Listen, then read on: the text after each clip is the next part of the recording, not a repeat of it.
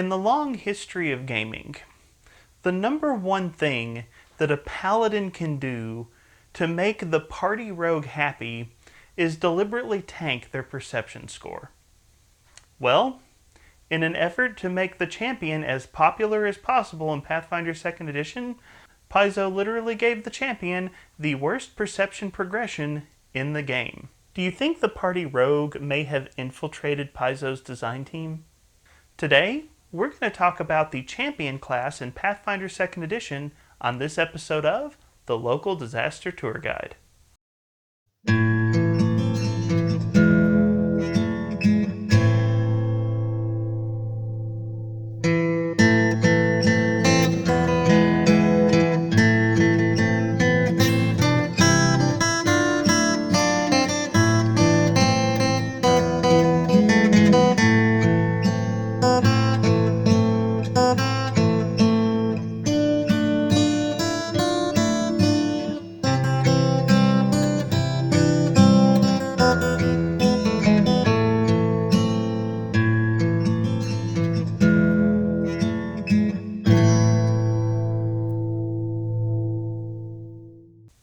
Hello travelers and tourists, my name is Mark and I am the local disaster tour guide. That's right, I am a storyteller whose alignment in real life is lawful, good for nothing. Welcome to a journey through the fantastic world of TTRPGs like Pathfinder and Starfinder. Today we are continuing our classic introduction series where we examine the different classes inside of role-playing games and see what they have to offer players at our gaming table. A few weeks ago I ran a poll asking you all what class you wanted me to do next for this series, and I've got to say, that was a remarkably close poll. Champion and Druid kept going back and forth, and I did not know which of those two was going to win. So, in honor of how intense of a race it was, I am actually going to try to put out both the Champion and Druid class videos this week. If everything goes according to plan, the Druid video should be up on Thursday. But what is Classic Introductions? Well, in this series, we explore classes and we examine them through 5 specific questions. What is the Champion class? What are the strengths of the Champion class? What are the weaknesses of the Champion class? What build options does the Champion class give me? And how can I get the most out of the Champion class in play? Now, I will tell you that the information in these videos are tilted towards the earlier levels of play, but I do try to give you a big picture view of what the class is capable of doing. So, let's take a look at the Champion, the Masters of Defense in Pathfinder 2e. Let's get started. So, up first, let's answer the question, what is the Champion class? We break this question down into 3 subcategories to help understand what the Champion class is inside of Pathfinder 2e. We want to look at what the class role of the Champion is. We want to look at how complex the Champion is to play. And I always like to talk about some of the key terms that you need to be familiar with if you choose to play the Champion. Now, when it comes to class role, Champion is easily one of the most defined classes in Pathfinder 2e. It is a martial class with a clear and heavy emphasis on defense.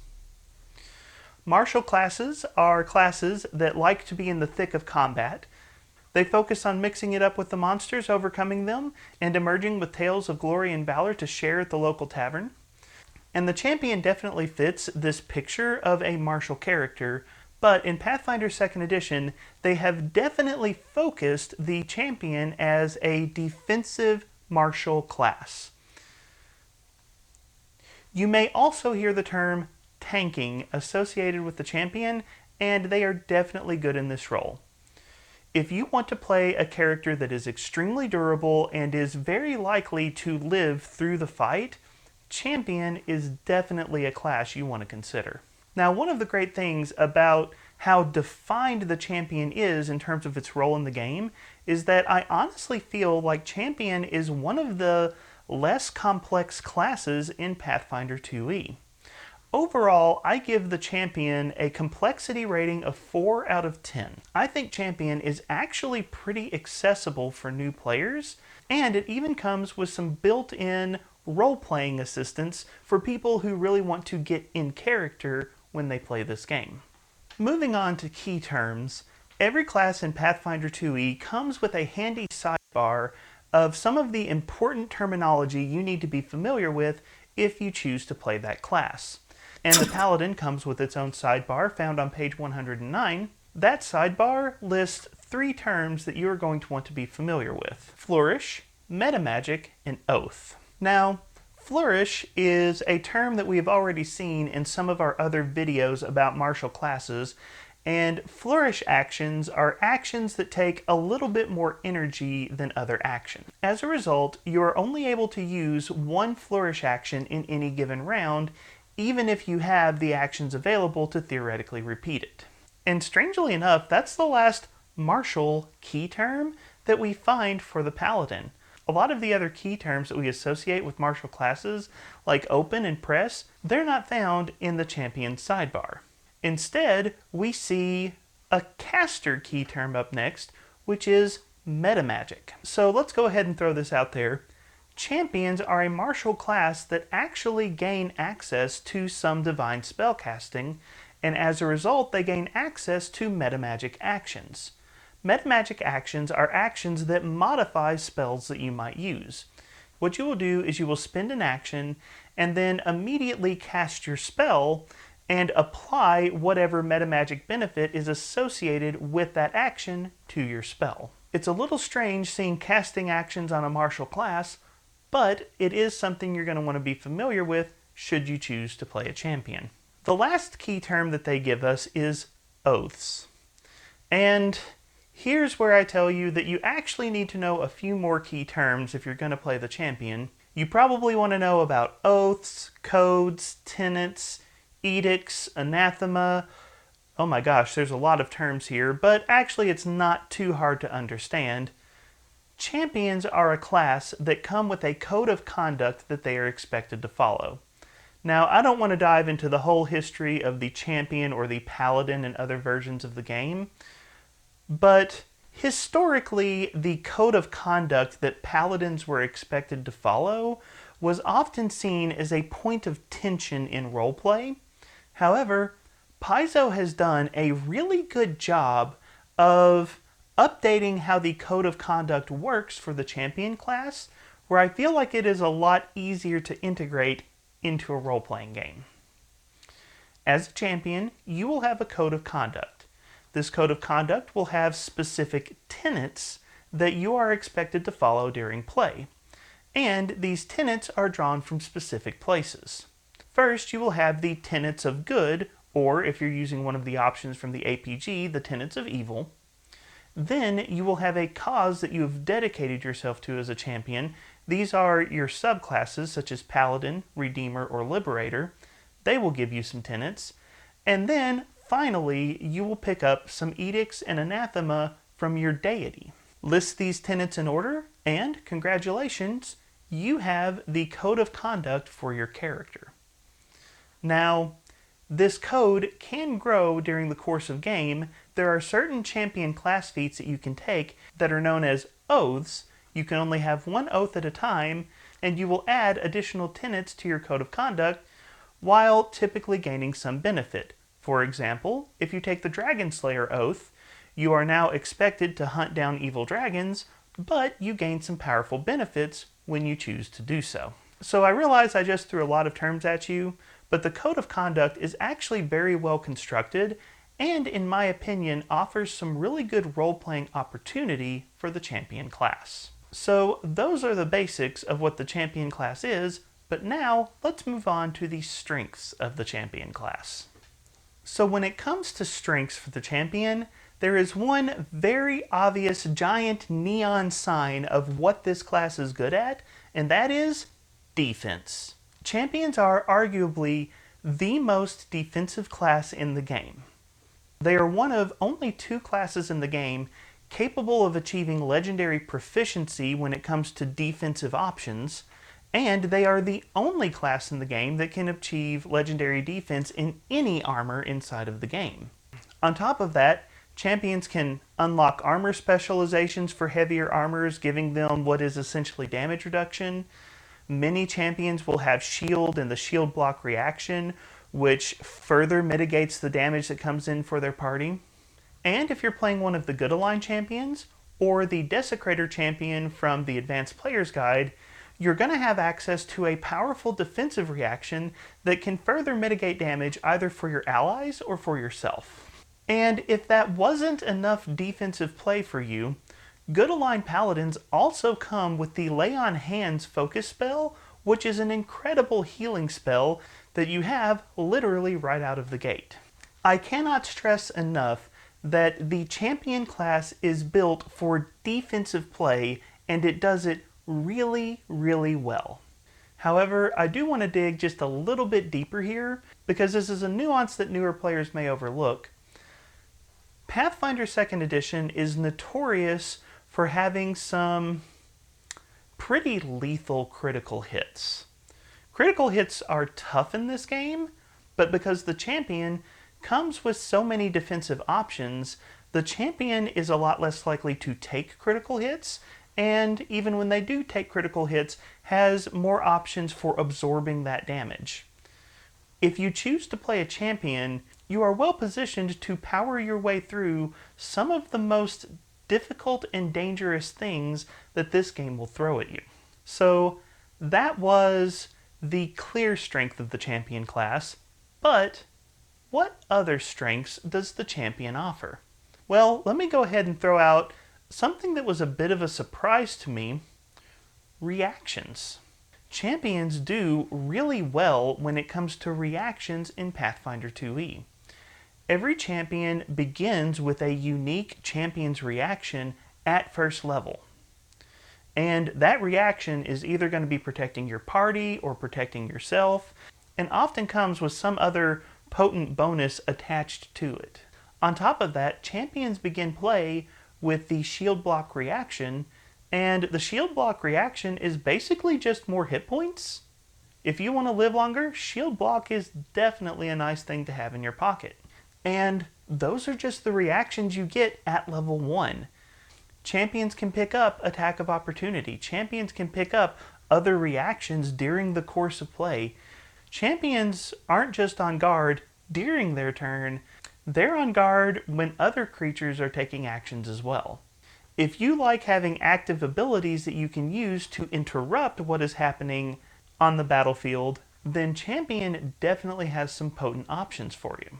The next strength that I want to talk about for the champion is persistent damage.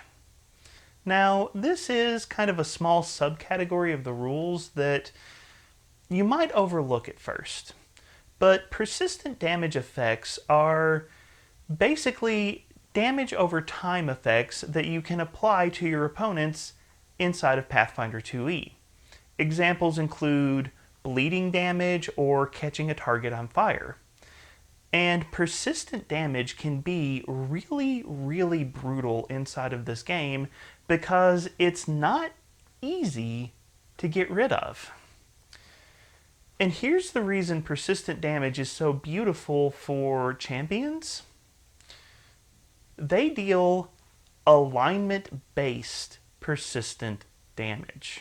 Now, persistent damage is already typically hard to get rid of, but in some situations, theoretically, you can make it easier.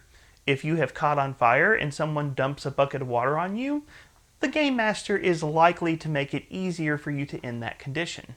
Which means that as a champion, you can inflict persistent damage over time that your opponents are going to have a very, very hard time escaping.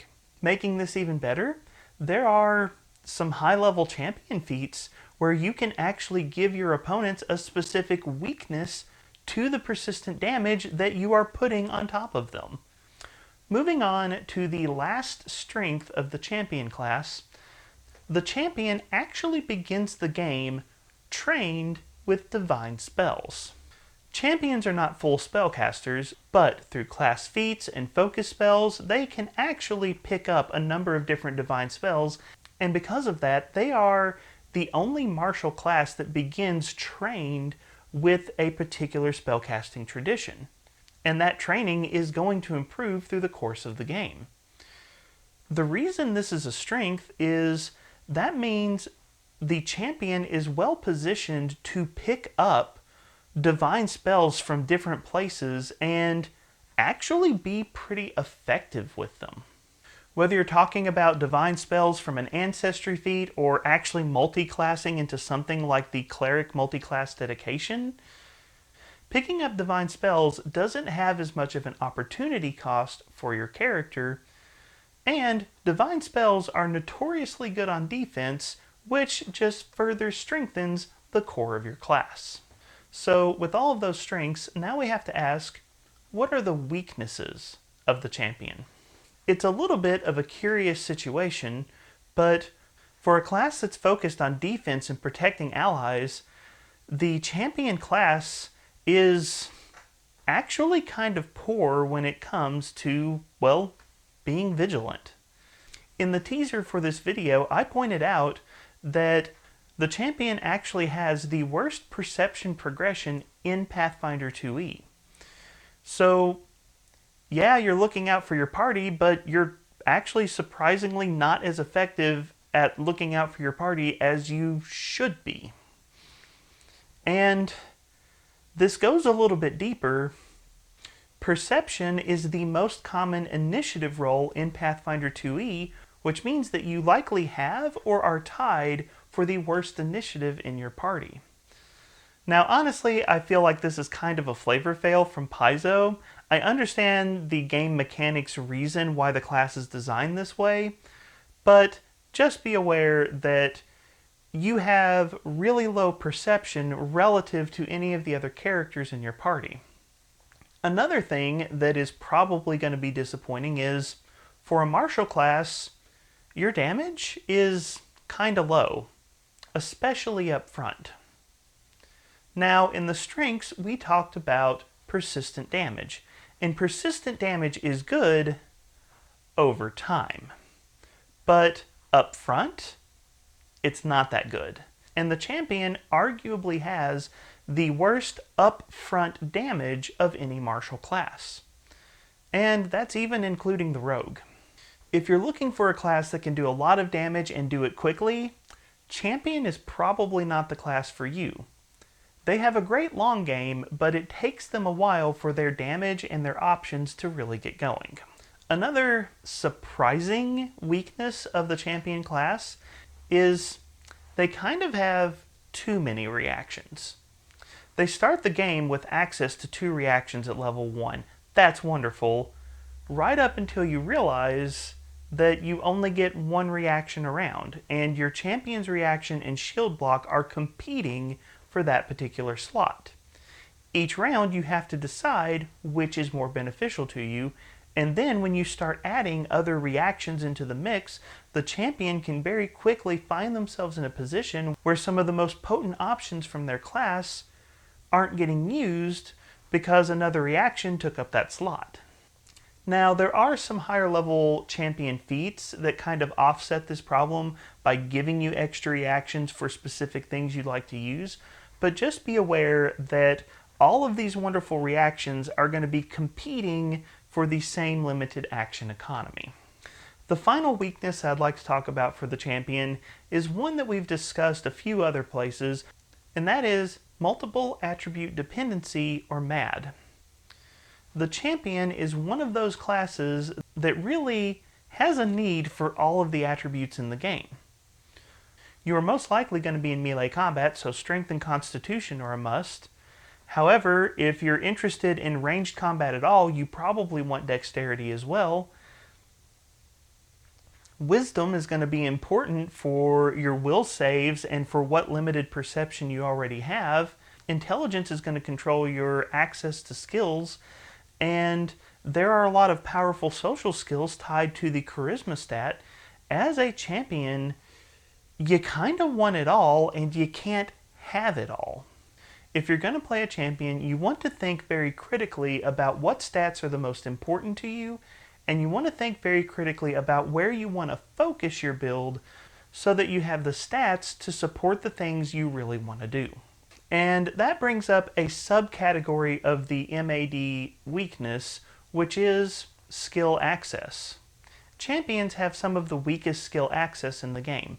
They begin trained with the religion skill, and they also get another skill for free, but that skill is going to be determined by their choice of deity.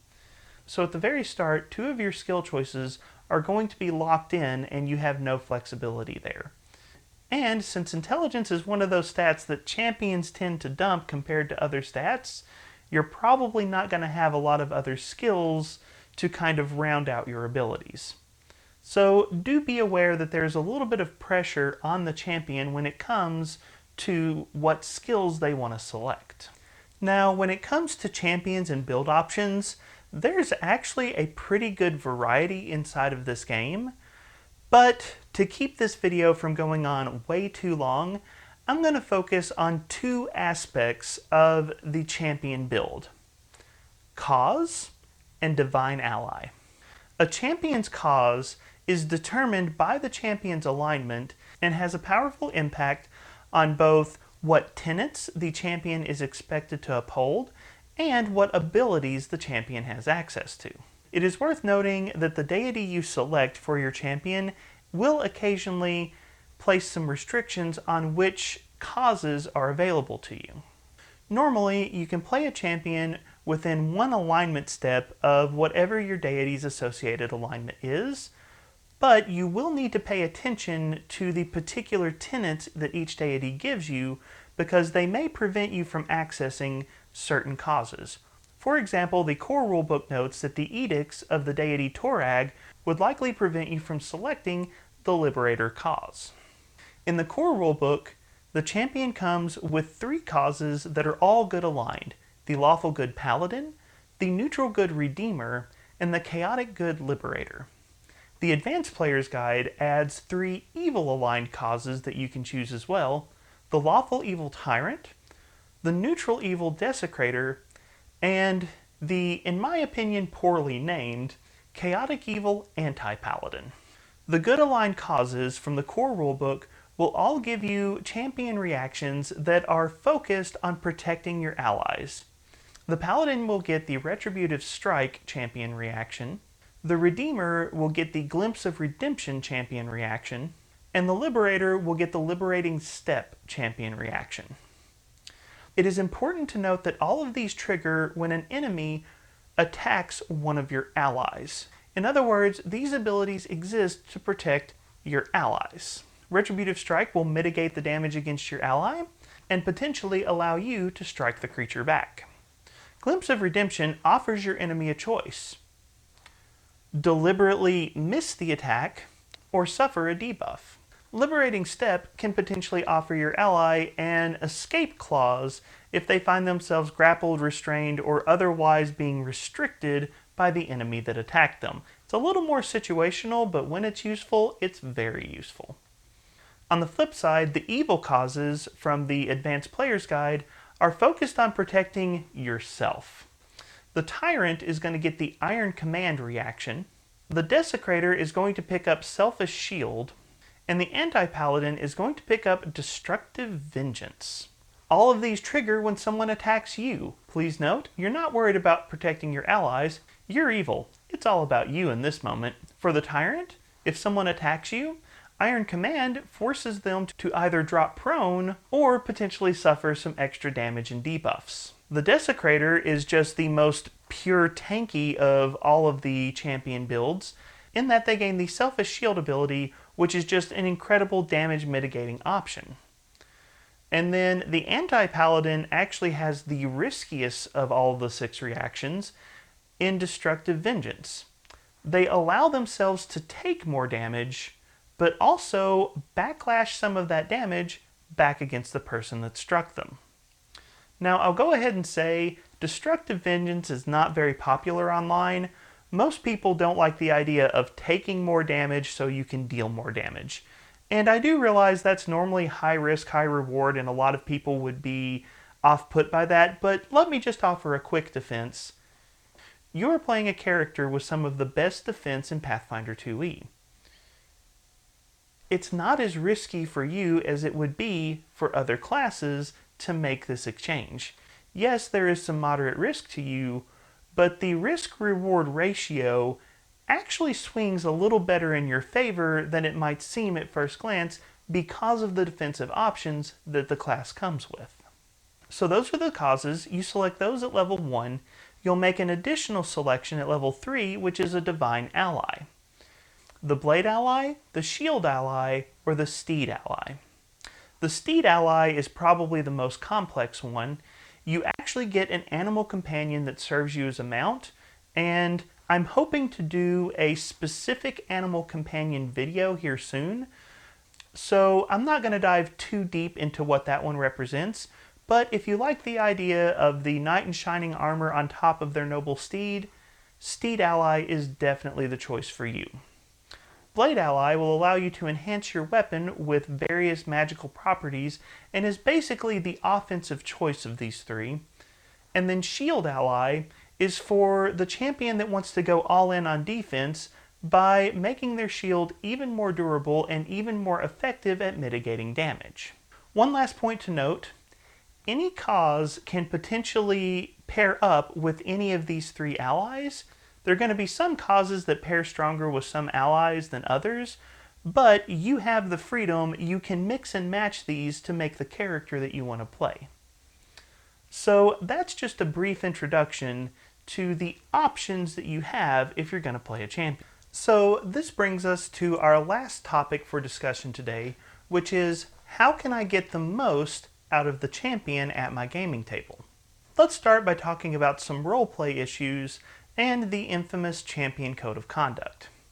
I've already mentioned that in other fantasy RPGs and some of the historical versions of the Paladin that have been in other games, that the code of conduct has been something of a sticking point with gaming groups and players and game masters. Paizo has done a really good job here of addressing those concerns. Your code of conduct has a number of tenets, and those tenets are listed in order of importance. If your character is ever in a situation where two tenets would conflict with each other, such as a paladin who is inclined to respect authority but might find themselves being commanded to do something evil by a tyrannical king, well, in that case, the paladin would follow the tenet that is higher up in their code of conduct. The higher tenet takes precedence. That ranking of tenets in your code of conduct helps clarify how your character should act when you are in situations that pull on two different tenets at the same time. However, this does bring up something that I think is worth considering. This is not rules as written. This is definitely homebrew territory, but I like this idea of ranking the tenets for your code of conduct. This is the most important principle to my character. This is the second most, third most, on down. And as a storyteller, if I had a champion player at my table who wanted to mess around with their code of tenets, I would be open to it. I can imagine a situation where a player might come to me and say, you know, my character would value this tenet higher than this tenet over here, and I would like to switch them in the order of importance for my character. I'd be okay with that. And I can even imagine a situation where a player might come to me and say, I would like to trade out one of my tenets for this other tenet that I think would be important to my character. Again, if they gave me a good storytelling reason to do this, I would probably be okay with it. Paizo has actually created really fertile ground for some good role-playing, for some good character depth, with this idea of a code of conduct with these ranked tenets. And as they have created a system for flexibility in the tenets of your code of conduct, I personally feel like it is okay if a player wants to mess around with that a little bit. Now again, that is strictly homebrew. That is strictly my opinion, but I do feel it is something you could probably talk to your storyteller about, and I imagine a lot of storytellers would be open to that.